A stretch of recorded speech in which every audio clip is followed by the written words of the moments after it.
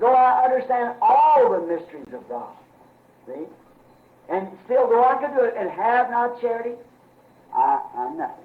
See, I haven't got nowhere yet. See, the main thing is love God and humble yourself with it.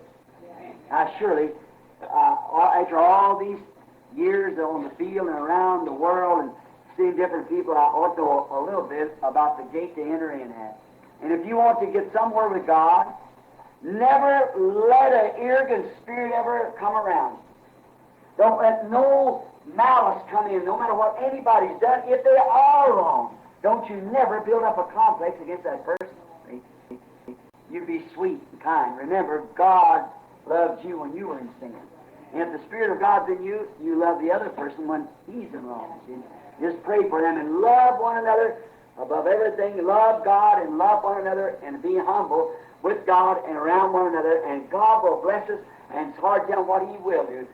Usually when church begins to get in numbers and they're getting a little bigger or something like that, then they get away from that real thing. The real thing. You know what brought these things to pass?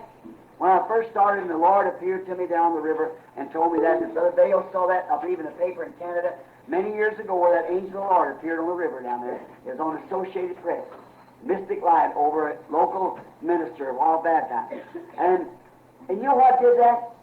When we had the tent meeting just across the street, a tent that seated about 2,500 people, ministers come from everywhere and said, "Brother, come here a minute." Not just a boy, but just a kid. And he said, "How do you keep those people in one accord? They love one another till I've never seen people love one another." That's the Lord. That's what this church was established upon, that godly, brotherly love for one another.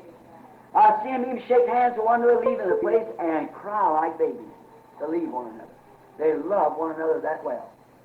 And I could go to their house to visit them, and times the Bible was laying open and stained with tears, come in at night time where fathers and mothers was gathered together, and their little children around on the floor, kneeling around, and fathers and mothers on their knees crying and praying. And I'd stand at the door and wait.